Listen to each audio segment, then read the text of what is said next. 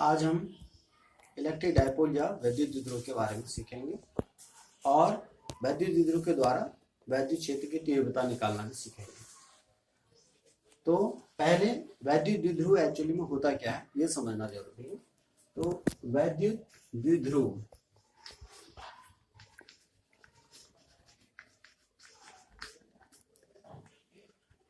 तो अभी तक हमने एक आवेश बिंदु आवेश के कारण वैद्युत क्षेत्र की तीव्रता सीखी कितनी होती। तो अब हम सीखेंगे आवेशों का युग्म। दो आवेश जो अगर साथ में हो तो उनके द्वारा वैद्युत क्षेत्र की तीव्रता कितनी होगी। अब इसमें हम क्या लेते हैं, दो आवेश समान होंगे लेकिन प्रकृति में कैसे होंगे, विपरीत होंगे। मतलब परिमाण में समान आवेश और प्रकृति में विपरीत।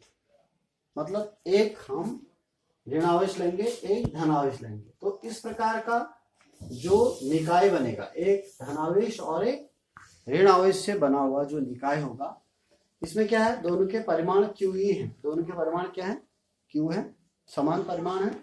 लेकिन प्रकृति कैसी है, इसकी ऋण प्रकृति है, इसकी धन प्रकृति है। मतलब एक आवेश ऋण आवेश है, एक है धन आवेश है, लेकिन दोनों के परिमाण बराबर है। जैसे हम कहें एक का आवेश का मान जो है +4 कूलाम आवेश है, एक ऋण 4 कूलाम आवेश है। तो इस प्रकार के आवेशों से का जो निकाय है, इस निकाय को हम कहते हैं वैद्युत द्विध्रुव। जिनके आवेशों के बीच की दूरी जो 2l अल्प दूरी हो, जो 2l है वो कैसी होनी चाहिए, दूरी काफी कम होनी चाहिए। तो अब द्विध्रुव की परिभाषा इस प्रकार हम क्या कह सकते हैं, द्विध्रुव एक ऐसा निकाय है जिस पर दो परिमाण में समान लेकिन विपरीत आवेश एक दूसरे से अल्पतम दूरी पर स्थित हों। सिंपल है। तो ऐसा निकाय जिसमें दो परिमाण में समान और विपरीत आवेश एक दूसरे से अल्पतम दूरी पर स्थित हो, तो उस निकाय को क्या कहेंगे, हम वैद्युत द्विध्रुव कहेंगे।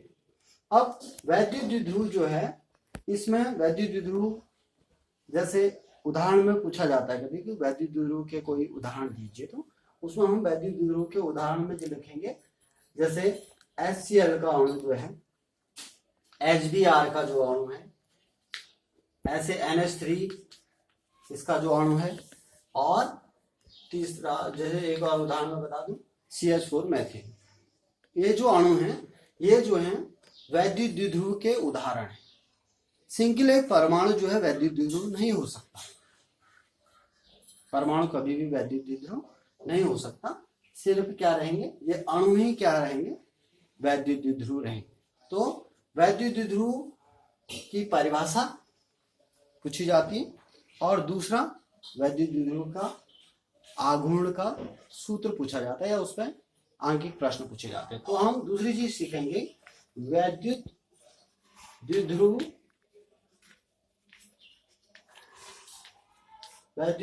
का आघूर्ण।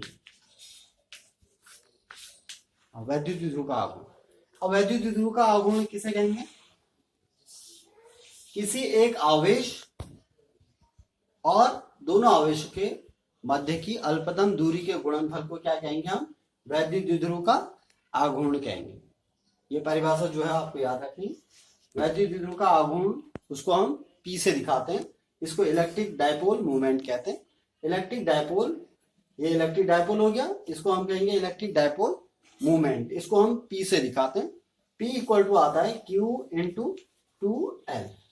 मीन्स इलेक्ट्रिक डायपोल मूवमेंट की जो डेफिनेशन हम कैसे लिखेंगे, वैद्युत द्विध्रुव के किसी एक आवेश और दोनों आवेशों के मध्य की अल्पतम दूरी 2L के गुणनफल को हम क्या कहेंगे, वैद्युत द्विध्रुव का आघूर्ण P कहेंगे।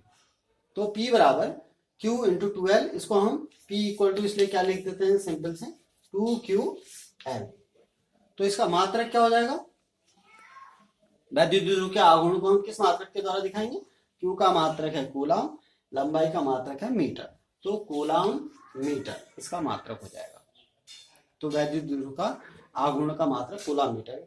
एटॉमिक फिजिक्स और केमिस्ट्री में कहीं पर इसको डीवाई से भी दिखाया होगा, DEBY, ये डीवाई जो है ये भी इसका मात्रक होता है, वैद्युत द्विध्रुव के आघूर्ण का मात्रक होता है एटॉमिक फिजिक्स में, जैसे आप आगे क्लासेस में पढ़ेंगे।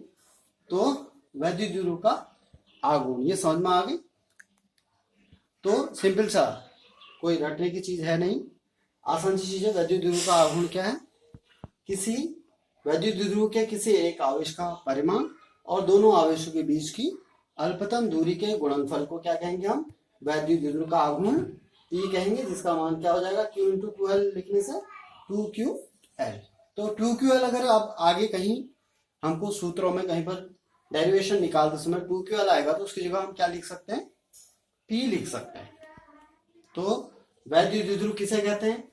उसके उदाहरण जो हैं, वैद्युत द्विध्रुव के कोई उदाहरण और वैद्युत द्विध्रुव आघूर्ण का परिभाषा और उसका सूत्र, उसका मात्रक और उसकी एक चीज और जो है बीमा भी बता देते हैं। बीमा क्या हो जाएगी? Coulomb meter. हम कैसे बीमा? आवेश की बीमा हमने बताई थी शुरू में, AT, I इंटू टी होता है Q बराबर, तो A इंटू टी आवेश की बीमा हो गई। L क्या है? लंबाई है, उसकी बीमा L होती है, तो LAT ये, या LTA भी लिखा होगा कहीं पर, इसको ऐसे भी लिख सकते हैं LTA, इसको ऐसे भी लिख सकते हैं। तो ये इसकी बीमा हो गई। तो अब हम वैद्युत द्विध्रुव, हमने क्या बोला कि दो आवेशों का युग्म है वैद्युत द्विध्रुव, जो विपरीत हैं आवेश लेकिन परिमाण में कैसे हैं? समान है। प्रकृति में विपरीत और परिमाण में समान आवेश है। तो अब हम, अभी तक हमने एक आवेश, बिंदु आवेश के कारण वैद्युत क्षेत्र की तीव्रता पढ़ी थी। अब हम दो आवेशों के कारण वैद्युत क्षेत्र की तीव्रता कितनी होगी किसी बिंदु पर, उसको निकालेंगे अगले उसमें।